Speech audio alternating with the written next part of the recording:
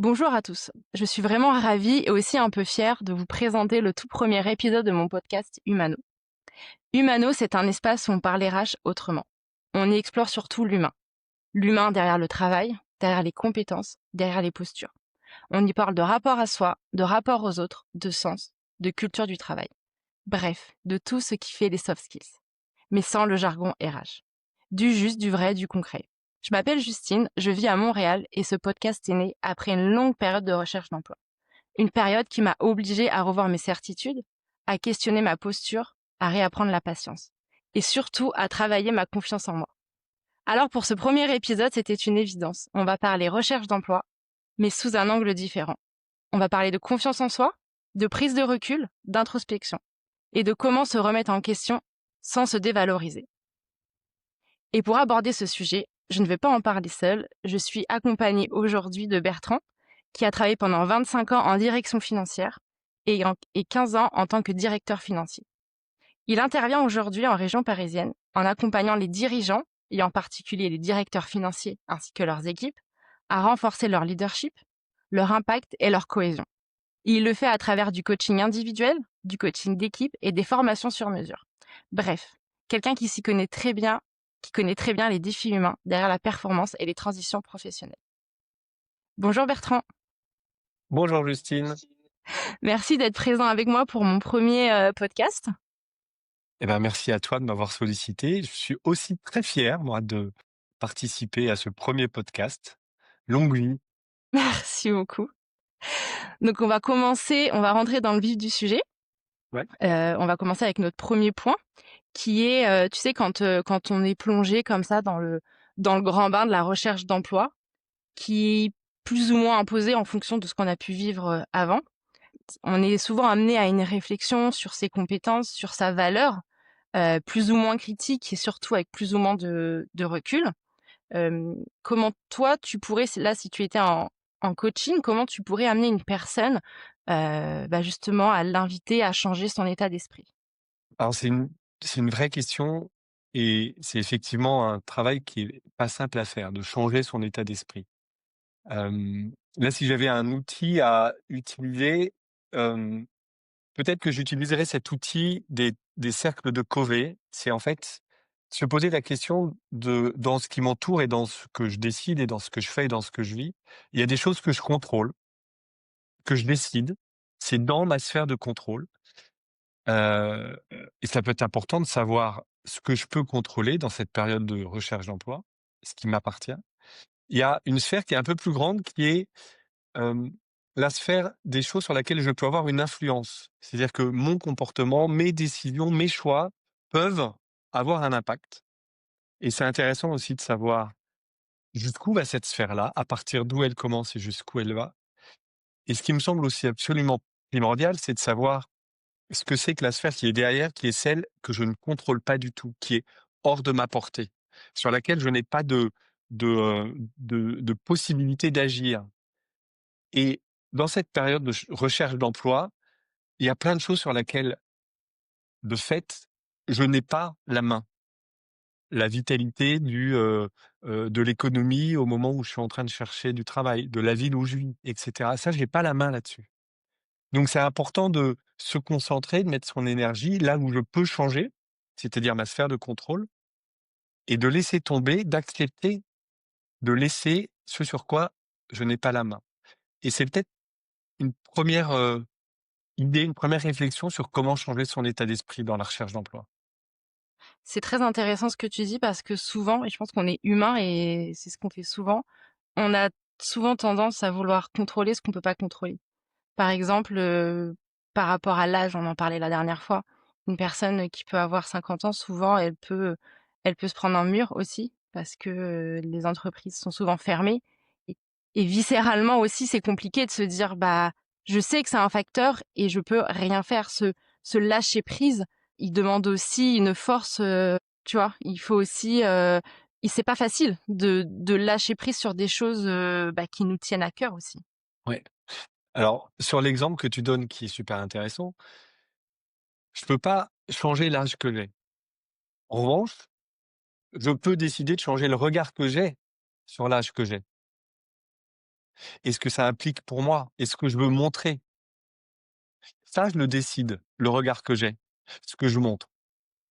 Cette décision-là, elle peut avoir une influence sur la manière dont les gens vont me regarder, vont me recevoir. Et ça, c'est indépendant de l'âge que j'ai, en fait. Et donc, là, l'âge que j'ai, c'est dans ma sphère où je ne contrôle pas, mais le regard que je porte dessus, c'est moi qui le contrôle. Et ce que je montre aux autres, c'est moi qui le contrôle. C'est ça. Et d'ailleurs, Voilà. ça me fait une bonne transition pour, pour ce que je voulais dire par rapport aux autres. Souvent, la pression sociale ou l'entourage, qui fait partie aussi des choses qu'on peut plus ou moins contrôler, c'est Mmh. parfois on n'accepte pas la pause. On n'accepte pas Ouais. d'avoir cette pause. On n'accepte pas cette recherche qui parfois socialement est pas très bien vue. Même si, comme je l'ai dit, juste avant, des fois c'est imposé, on choisit pas d'être au chômage ou alors on le choisit parce que la santé mentale ou parce qu'on est en réorientation professionnelle, pardon. Il peut y avoir plusieurs raisons, mais c'est vrai que, ça commence aussi le changement d'esprit par, accepter la pause. Ouais. Accepter la pause et en fait, dans ce que tu dis, c'est, là encore, on en revient à ce regard. Parce que, au point de départ, cette pause, elle est violente parce que le regard de la société, on voit en fait, et qu'on subit, il est violent et en fait, on est aussi les premiers moi, je suis le premier quand, j'ai des amis qui sont, en recherche d'emploi ou en transition, comme on dit pudiquement, à par moment pas savoir comment leur demander comment ils vont, pas savoir comment leur demander où ils en sont, qu'est-ce qui s'est passé après le dernier entretien? Donc comment on fait pour sortir de ça? Comment on fait pour accepter que, finalement, cette chose qu'on subit, qu'est-ce que je peux faire pour l me l'approprier? Et ça, c'est un temps de deuil parce que, je perds un boulot, c'est un deuil et cet accompagnement de cette perte, il faut pas la minimiser le temps que ça prend d'accepter. Je sais pas si je t'en avais parlé la dernière fois, mais moi, je travaille beaucoup quand on accompagne des changements avec, la courbe du deuil d'Elisabeth Kubler-Ross et c'est une courbe qui explique que qui qu'on soit, et quel que soit le changement auquel nous faisons face, le deuil étant une forme de changement, une chose existe, elle n'existe plus, on perd quelque chose, eh bien nous passons par des phases émotionnelles, heu, qui sont évidentes et par lesquelles nous allons passer. Et donc, je peux lutter contre ça, mais ça sert à rien. Parce que la phase de déni, ça commence souvent par ça: «Non, mais c'est pas possible, ça n'existe pas». Il y a la phase de colère, il y a il y a plusieurs phases comme ça et qui sont par moments, des va-et-vient entre une phase d'euphorie puis une phase de, je perds un peu pied et en fait, c'est important d'avoir conscience que je passe par ces phases et il est nécessaire de passer par ces phases pour arriver à c'est pour ça qu'on appelle faire son deuil de quelque chose. Et si je l'accepte pas et si je suis pas aidé dans l'acceptation, eh ben, c'est difficile. Extrêmement vrai ce que tu dis. Parce que aussi, je pense que parfois, on se laisse se définir, par le pro. On se laisse définir par un titre, heu et en fait, comme on a l'impression que ça nous définit, quand on perd ce titre, en effet, on est dans un deuil et c'est extrêmement juste parce que, tu vois, jusqu'à ce que tu m'en parles, j'avais pas l'impression. En fait, tu passes par plein de phases. Par le déni, par l'acceptation. Des fois, bah oui, en fait, t'acceptes. Et Ouais. et en fait, c'est parce que je pense aussi que la société fait que, on est beaucoup défini. Par exemple, quand on rencontre quelqu'un pour la première fois, on lui demande comment il s'appelle, où est-ce qu'il habite et qu'est-ce qu'il fait dans la vie. C'est pour montrer à quel point ça fait partie aussi d'une identité qu'on nous donne Ouais. et qui, des fois, on a du mal à un peu s'en extirper. Mmh. Et alors là, un petit truc. Quelque chose que j'ai vécu dernièrement, avec une jeune personne que je rencontrais pour la première fois, le petit copain d'une de mes nièces et j'avais effectivement pas envie de lui demander ce qu'il faisait dans la vie, hem, parce que je trouvais que ça réduisait et j'avais pas envie de le réduire à ça. OK. parce que c'était pas que ça. Et tu as ramené une autre réflexion derrière. Donc je lui ai demandé, je sais plus comment j'ai fait, mais je lui ai demandé: «Qu'est-ce que tu as envie de me dire de toi?» ou un truc comme ça. Je lui ai laissé en fait la porte ouverte. Il a commencé par me dire que, il aimait bien, il avait dû faire un jardin potager. Bon après il est arrivé sur sa vie professionnelle. Donc ça, c'est quand la personne qui interroge prend conscience. Et si moi je suis interrogé sur qu'est-ce que je fais dans la vie et que j'ai pas envie d'y répondre pour pas rentrer dans ce moule de, j'ai un boulot et cetera et c'est comme ça que je suis défini. Et ben, je peux répondre à côté. C'est-à-dire, je peux dire ce que je fais réellement. Eh bien, j'aime courir ou bien moi je fais du dessin ou, j'aime beaucoup la poterie ou et cetera et cetera. C'est-à-dire que je peux décider, mais ça nécessite de construire cette estime et cette confiance et cette assurance. Mais je peux essayer. En tout cas, je peux décider de ne De ne pas pas rentrer dans le moule dans lequel il m'impose de rentrer. Dans la case, on peut aussi, bah, se mettre une barrière et comme tu dis, répondre, je sais pas, bah, moi au quotidien, j'accompagne des associations ou j'interviens dans une association ou je m'occupe de mes enfants, enfin, tu vois? Plein de choses, quoi. Exactement. Mais c'est Et dur, hein, mais c'est dur parce que oui, c'est dur. la société nous influe quand même beaucoup sur notre comportement. Ouais, c'est vrai que c'est dur et c'est là où je reviens sur la première question que tu as posée. Comment on peut éviter quelqu'un à changer d'état d'esprit? C'est changer d'état d'esprit, c'est le regard que je porte sur moi et ce que je veux faire de l'autre et de la relation que j'ai avec l'autre. Et ça, en fait, il y a une partie qui m'appartient. Alors, c'est pas évident parce que suivant qui on est, notre histoire, le vécu, on peut avoir tendance à se placer un peu en position d'infériorité ou de soumission ou en tout cas, je vois l'autre comme ayant réussi et moi, je réussis pas et en même temps, on peut changer ça et Ouais. je suis intimement persuadé que ça commence par là et ça peut commencer par là. Comment est-ce que je peux me voir? Comment est-ce que je me vois? Et pour ça, on peut faire la liste des réussites, faire la liste de ce qui me plaît, faire la liste de tout ce que j'ai fait fonctionner dans le passé, enfin, il y a plein de choses qu'on peut faire pour se Ça regarder s'appelle, autrement. cultiver sa confiance en soi et je pense que Oui, c'est quelque chose qu'on ne fait pas assez parce oui, que, ça demande quand même un peu d'ego, mais ça demande aussi de se mettre en avant et ce qui parfois nous fait défaut lors des entretiens, c'est de se mettre en avant, c'est de parler de ses succès, parler de ses valeurs. On peut après ça dépend des personnalités bien sûr, mais parfois, bah, demander aussi de l'humilité, hein, de se mettre, tu vois, un peu en oui. avant et Alors, moi, dans ce que tu dis, il y a un truc qui me frappe, c'est la connotation qu'on met souvent derrière le mot «ego». Heu, Ça donne l'impression d'être toujours négatif de dire: «J'ai de l'ego». Mais en fait, j'ai de l'ego. J'ai un certain ego, après qu'est-ce que j'en fais? Et qu'est-ce qui me permet de le nourrir?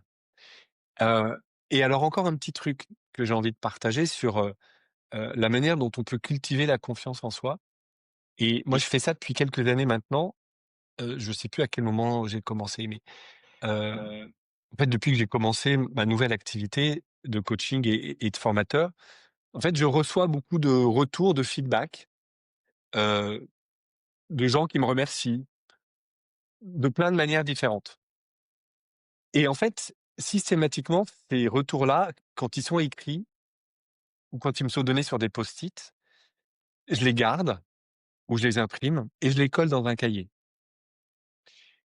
Et pourquoi je fais ça? Parce que, ben, il m'arrive d'avoir des moments où je suis un peu en phase, de «ça va pas, là j'ai raté 3 trucs, j'ai pas été bon» et cetera et je rouvre mon cahier et je me dis: «Mais voilà une réalité qui n'est pas fausse, qui est concrète, qui est sur des choses que j'ai faites, des choses que j'ai réalisées, des relations que j'ai eues et c'est des gens qui m'ont dit ça». Donc donc ça vient de l'extérieur. Donc ça permet, avec des vrais regards extérieurs qui m'ont été envoyés, de nourrir le mien, de conforter le mien, d'asseoir le mien et ça peut se préparer très tôt, enfin, je veux dire et de plein de manières différentes. c'est un super tips que tu nous donnes, de Oui, pouvoir, aussi, bah, consigner ces retours parce que ce sont des personnes qui sont volontaires en venant te voir. Ça leur fait plaisir de partager, bah, leurs ressentis et du coup, c'est hyper intéressant de consigner parce que même si au fond de toi, quelques années, quelques mois après, tu sais que ces personnes-là ont été, ont été touchés et voilà, sont partis avec un bout de ta formation et un bout de tes conseils avec eux, bah, si tu le consignes pas, bah, avec le temps, tu vois, tu Ouais, l'oublies un peu et pour y revenir et les retrouver et pouvoir aussi que parce que ça t'alimente, OK. ça t'anime et tu te nourris aussi de ça. En tout cas, c'est un super tip que tu peux nous donner. Ouais. En tout cas, là, c'est comment je fais pour cela, les rendre, vrais, les rendre concrets et que je puisse y retourner régulièrement quand j'ai une phase un peu, plus difficile. Mmh. Donc voilà et même dans une période de recherche d'emploi, on peut retrouver des vieux mails ou des vieux échanges textos et cetera et trouver les moyens de les consigner, de les mettre quelque part, de les garder, sur un cloud ou bien sur un papier, sur un et voilà, donc il y a plein de manières de le faire. Et c'est hyper important. C'est hyper nourrissant en tout cas. Alors, tout le monde n'y croit pas à ça et c'est pas grave, mais je pense que ça peut être utile à certains Toi, en tout et cas, ça ça le te fait du fait. bien. Ah bah Donc oui, ah mais oui, c'est que ça me ça fait du bien. fonctionne, c'est que ça fonctionne Ouais, ouais. et que c'est quand même un super conseil que tu nous partages.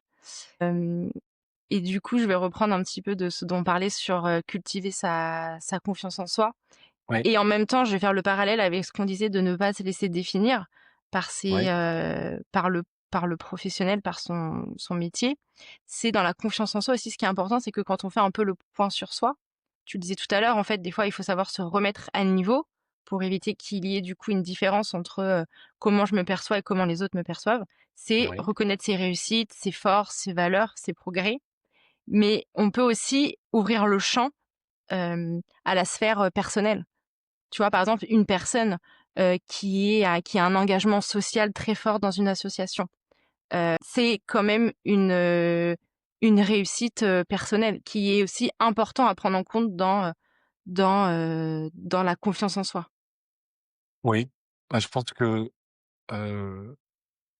qu'on est une seule et même personne, qu'on soit dans une représentation, professionnelle ou dans une représentation, dans la vie privée et donc, les activités d'une partie nourrissent les activités d'une autre partie et vice versa. Ouais. Et donc effectivement, les succès, les engagements, les réalisations, les rencontres qu'on fait dans la vie personnelle, ça alimente aussi la manière dont on peut, trouver la posture, aller chercher, une assise, un aplomb et donc oui, je pense que c'est important d'aller chercher, dans tous les pans de notre vie, suffisamment de ressources pour,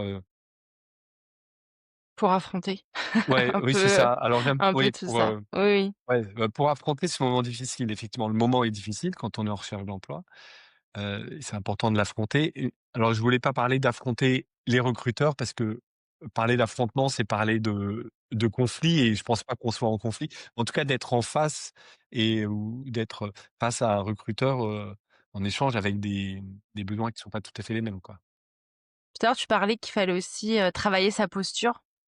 Est-ce que tu as des petits tips à nous donner par rapport à ça, sur comment, que tu parlais de l'aplomb aussi. Je suppose que ça Mmh. passe aussi par la voix, par les gestes. Alors là, tu es en train de m'embarquer sur un sujet que Je j'adore sais que tu adores ce sujet. parce que, heu oui, nous avons une certaine maîtrise de la manière dont nous nous exprimons. Donc je peux décider et d'ailleurs je pense que je le fais depuis le début de cet échange, je travaille la manière dont je m'exprime, en parlant plus lentement, en tentant de poser mes mots, en éliminant le plus possible les mots parasites. Donc il y a des choses qui se travaillent et dans la posture physique, c'est pareil. C'est-à-dire, il y a un exemple tout con, enfin tout bête pardon, que je donne et que je propose à tous les stagiaires de mes formations sur la prise de parole, de réfléchir, c'est tu dois avoir en tête déjà, cette, image de Superman ou de Wonder Woman. Ils ont chacun une posture avec, les les poings Le derrière buste en avant voilà, et le buste en avant et les mains sur les hanches ou et cetera, quelque chose comme ça et avant un entretien, par exemple, un entretien d'embauche, que ce soit en visio ou en physique, hein, parce que, la posture, elle est la même et ça se ressent dans la voix, cette posture.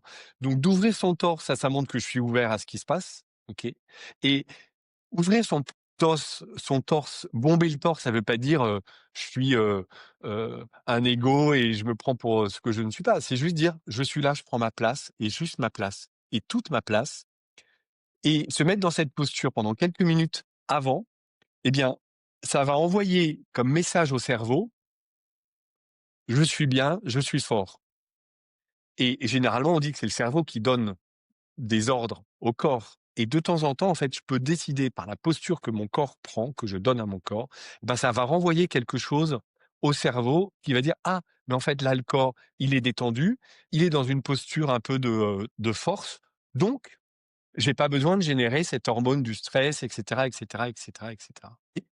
Alors ça va pas le diminuer à 100 le stress, mais ça va compenser un petit peu, ça va aider. Donc déjà cette posture-là, prendre conscience que je suis droit, quoi. En fait, il faut Je suis droit, conscientiser, ouais, il faut conscientiser, alors dis-moi si je me trompe, je pense que c'est ça, conscientiser, le son de notre voix, le débit, notre posture, oui, parce qu'en entretien, on rentre tellement dans une phase de stress que parfois on en oublie, bah, on peut parler vite, on peut un peu cafouiller ou pas savoir trop quoi alors faire un peu de nos mains. et ça se prépare. C'est-à-dire que si je dois tout conscientiser et tout maîtriser, je me bloque. C'est pas possible. Donc ça se prépare et ça se travaille. Là, dans notre échange, je suis pas sûr qu'à chaque seconde, tu te dises: «Je parle lentement». Simplement, ça commence à arriver et comme moi, je suis dans la même dynamique de prendre le temps de parler pour que ce soit audible par tous ceux qui vont écouter, eh bien, en fait, c'est naturel et on s'alimente l'un l'autre de de cette clarté, vocale. Donc ça se travaille, ça se prépare. Pour se préparer à ça, il y a bien évidemment la respiration.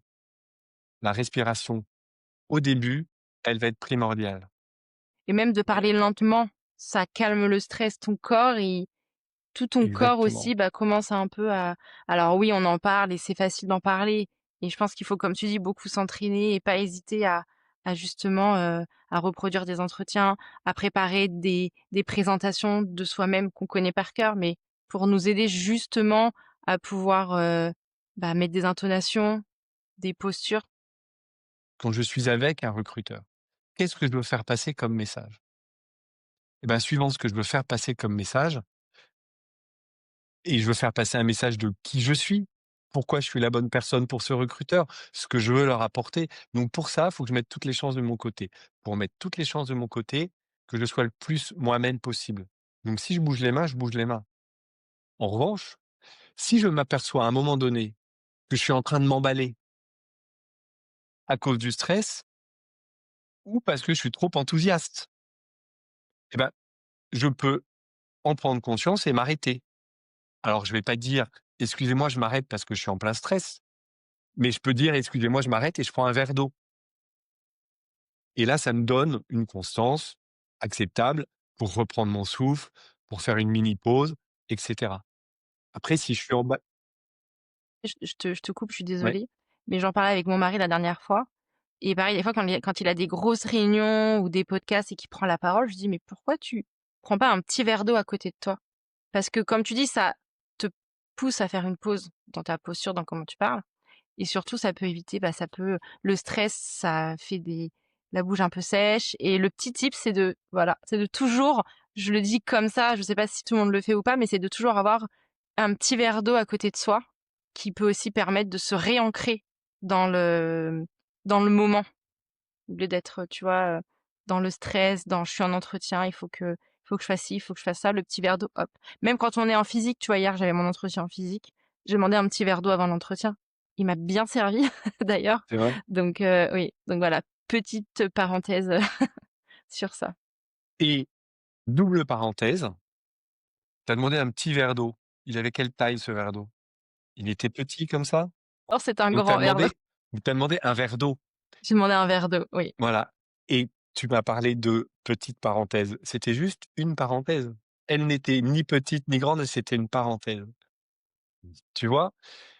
Le l'inconscient qui arrive et qui vient placer ces mots qui n'apportent, pas grand-chose, voire rien et qui sont là pour presque, parfois, s'excuser. de dire quelque chose, de pas déranger. Mmh. Voilà, nos mots parasites, ils nous envahissent parfois et il y en a de plein de sortes. Il y a des gens qui disent effectivement tout le temps. Il y a le du coup, il y a Bah ça, voilà. au Québec, on sait qu'on est français quand on dit «du coup». Parce que ça se dit pas au Québec, ils ne le disent Oui, pas le «du coup» et du coup, bah, voilà, je le dis, voilà. voilà, c'est comme ça qu'on sait qu'on est français, c'est avec le «du coup» Mmh. et OK. c'est assez drôle. En fait, généralement, nous n'aimons pas. On comble. Il y a un troisième point que je voulais Ouais, aborder avec toi, parce qu'on a déjà bien parlé. C'était ce qui est le plus dur, enfin, en tout cas, personnellement, quand on est en recherche d'emploi, qui est longue, parce que qui dit recherche d'emploi longue dit qu'on passe des entretiens, qu'on envoie des CV, qu'on fait pas mal de choses, et que forcément, plus on passe d'entretiens, plus on envoie des CV, plus on reçoit des retours, plus ou moins négatifs. Et à titre personnel, parfois, c'est très dur de se détacher de ça parce que beaucoup de fois, ce sont des mails automatiques, donc générés par l'IA, par un robot, et qui arrivent quand même à nous toucher et à nous et ce que je me remette en question, tu vois? ouais. Et parfois, c'est dur de pas se laisser atteindre.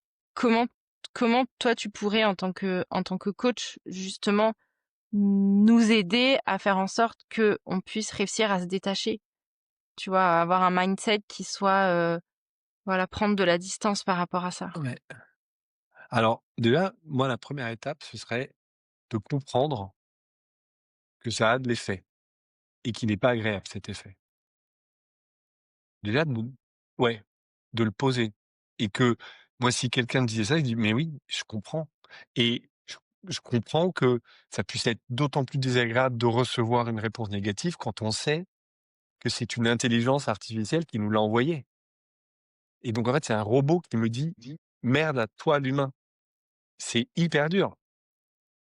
Donc oui, c'est dur. Donc il y a de vraies raisons d'avoir une émotion qui peut être, la tristesse, qui peut être la déception, qui peut être la surprise, qui peut être, la colère, qui peut être l'incompréhension, et cetera, et cetera. Oui, la question c'est qu'est-ce qu'on fait de ça derrière? Est-ce que je laisse ça m'envahir et me déprimer jusqu'au prochain moment où j'aurai quelque chose à faire? Ou est-ce que j'essaye d'en faire quelque chose d'autre ou de le dépasser? Mais je pense que déjà c'est important d'accepter que je vis une émotion. OK. Mmh.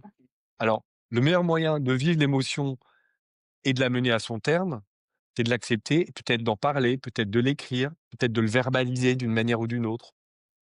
Et c'est OK de verbaliser, «Ah mais j'en ai marre, je reçois toujours ça». Je peux le faire. Enfin, moi je suis convaincu que c'est important de l'accepter et de verbaliser d'une manière ou d'une autre. Je peux l'écrire.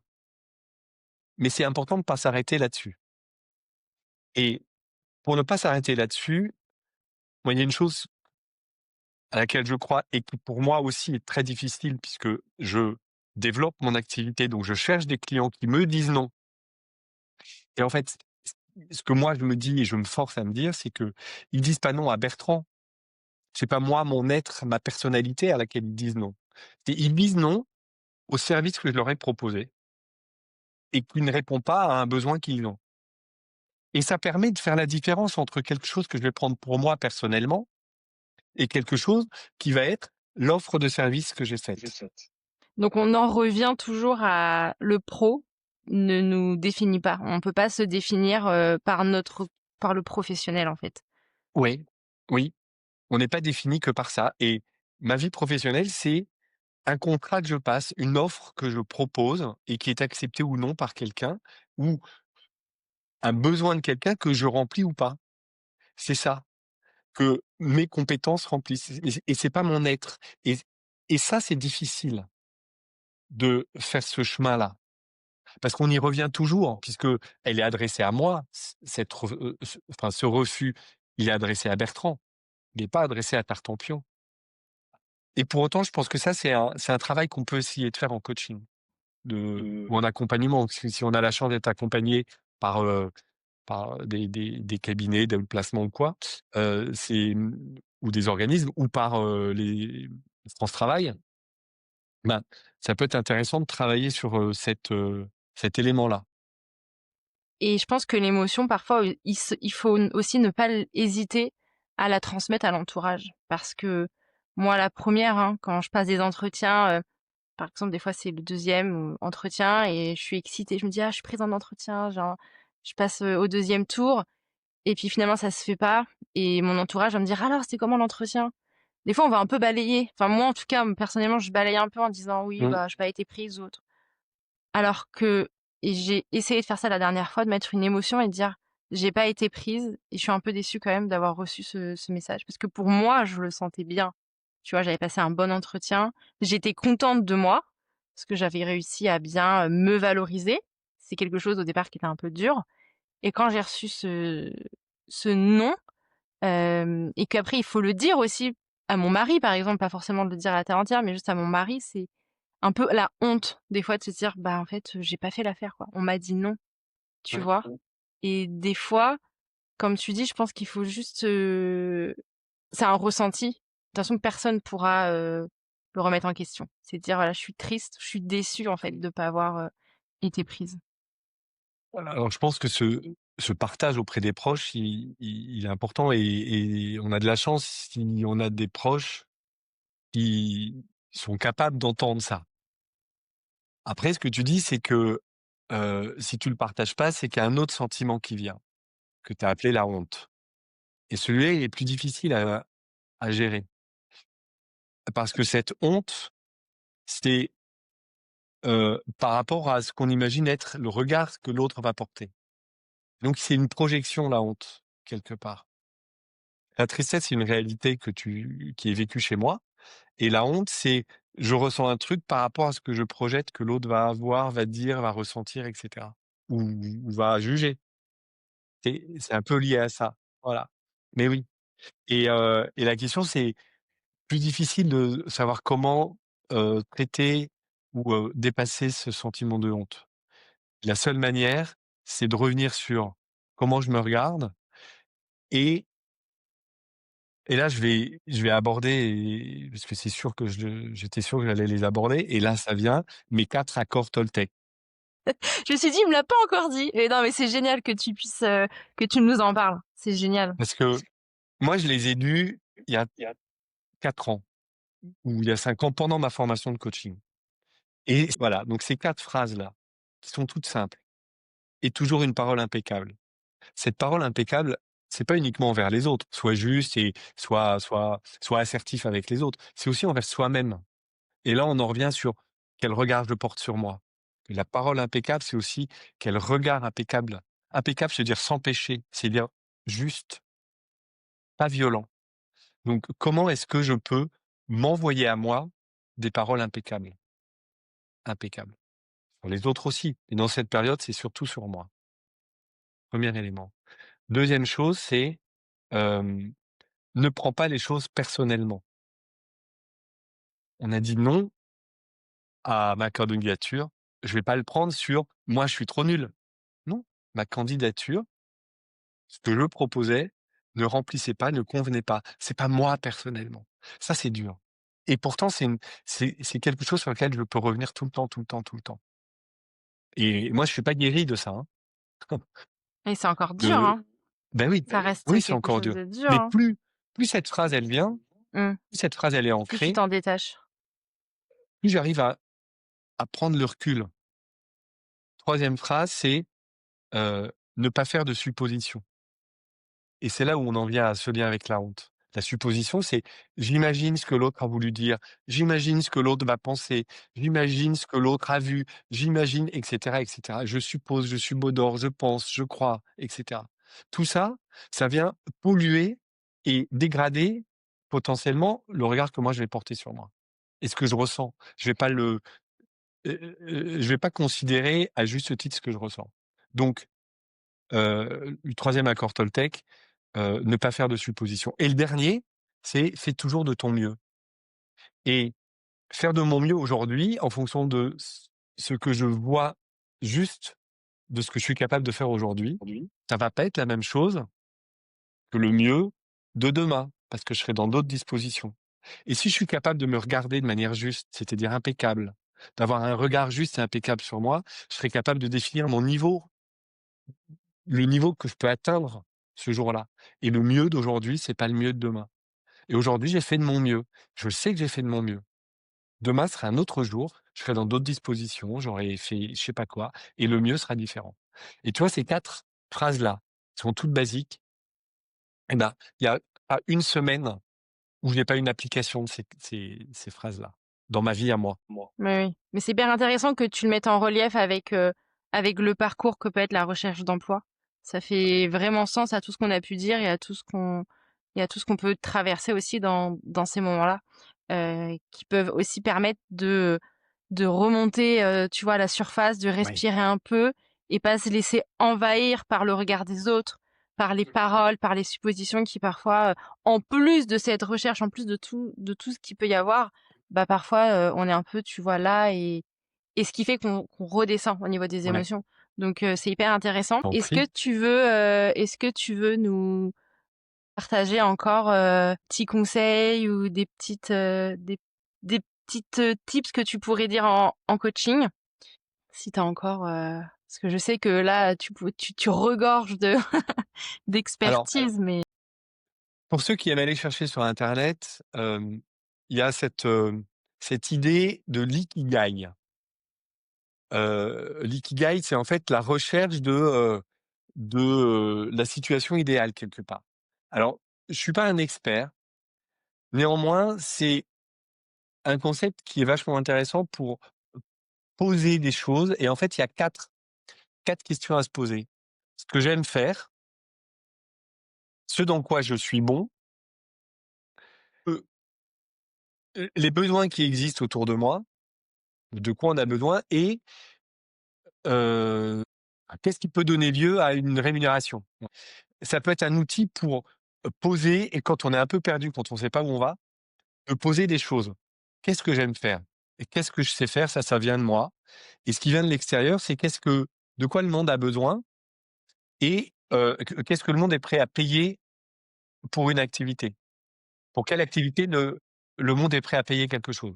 ça intervient dans cultiver sa confiance en soi. C'est Oui, faire un peu l'introspection de soi-même, ses valeurs, ses réussites, où je vais, qu'est-ce que je veux, qu'est-ce que je ne veux plus aussi. Parce que parfois, quand la recherche est longue, on a tendance à se dire, bah vas-y, je vais un peu prendre la première offre qui vient, quitte à trahir un peu bah, ses valeurs ou bah, ce qu'on ne veut plus avoir au quotidien dans ouais. son travail. Alors ça, c'est sûr que c'est important de se poser ces questions à un moment donné. Hem, Suivant les situations, on n'a pas tous les moyens de refuser une offre.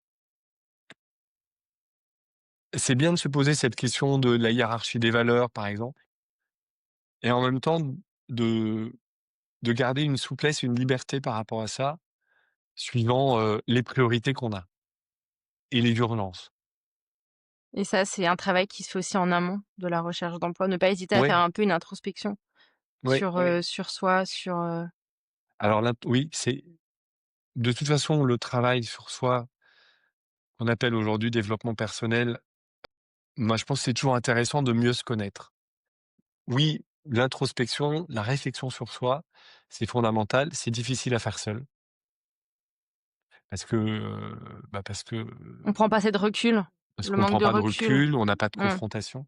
mmh. Donc, moi j'invite toujours à aller le travailler avec quelqu'un si on peut et ça permet après de hiérarchiser des choses, de savoir ce qui est important, ce qui est superflu, ce qui est secondaire, et ce qui est prioritaire aussi.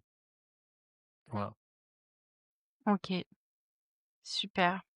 Merci Bertrand. Bah, je t'en prie, avec plaisir. Merci merci beaucoup pour, ton expertise, ta justesse et ton regard toujours bienveillant, sur ce sujet. Je sais qu'il y a plusieurs sujets qui te tiennent à cœur et où je pourrais te laisser parler, des heures. Mais en tout cas, merci beaucoup de m'avoir accompagnée sur ce sujet qui moi aussi me tient à cœur, pour tous tes tips, tes conseils. Merci à vous d'avoir écouté, ce podcast, jusqu'ici. J'espère qu'il vous a donné, des clés, des perspectives et un peu de force aussi pour, votre propre transition. Et si vous avez aimé, pensez à partager l'épisode ou à laisser un message, ça m'aide énormément. Vous pouvez retrouver Bertrand sur LinkedIn. Je laisserai avec son autorisation, bien évidemment, le lien pour son LinkedIn. N'hésitez pas à contacter Bertrand ou à demander à votre RH Mmh. de le contacter. Euh, et voilà. Est-ce que tu veux dire un petit mot de la fin? Alors, déjà, je voulais te remercier et un petit mot de la fin pour toutes les personnes qui écoutent et qui sont dans cette situation de recherche d'emploi. Je l'ai vécu aussi, donc quand j'en parle, je suis passé par des creux dans une période qui a duré, 15 mois et il y a des phases et pour moi, il y a une chose importante, c'est quand on a la chance d'être entouré et tout le monde ne l'a pas malheureusement. C'est pour ça qu'il y a des associations qui existent, qui accompagnent les chercheurs d'emploi gratuitement. Il y en a, j'en connais. Il y a des associations qui accompagnent des gens qui veulent créer leur entreprise. Je suis bénévole dans une d'entre elles qui s'appelle Force Femmes à Paris. Donc là, c'est que pour des femmes de plus de 45 ans. Mais il y a plein de choses qui existent et je crois qu'il faut jamais hésiter à sortir, à envoyer des demandes d'aide parce qu'il y a plein de groupes qui existent pour aider, pour ne pas être seul.